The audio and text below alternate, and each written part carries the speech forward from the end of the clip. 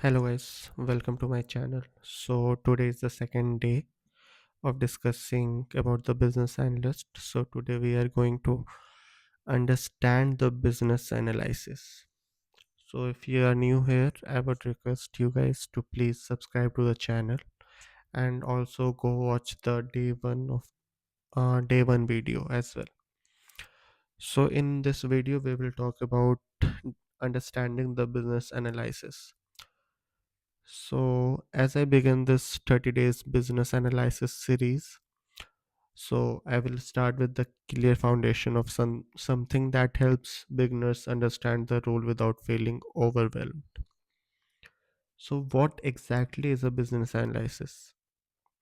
So, I'll just let you guys in a simple word.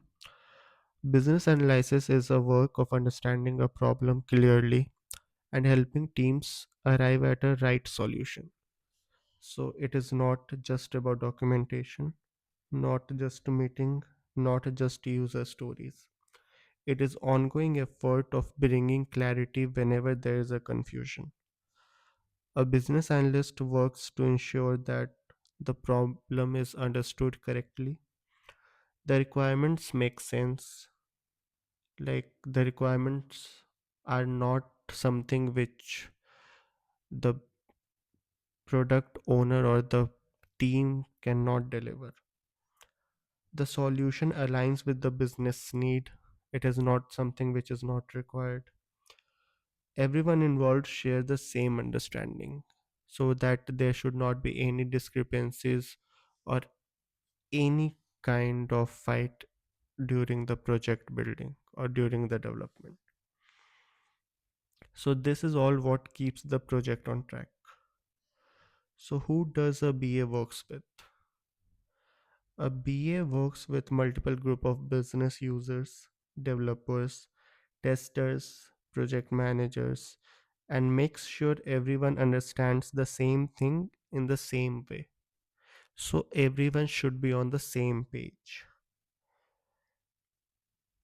Then the skills that BA should have is problem analysis, something which we talked in our first video. So, problem analysis, this means looking beyond the symptoms and understanding what is actually causing the issue.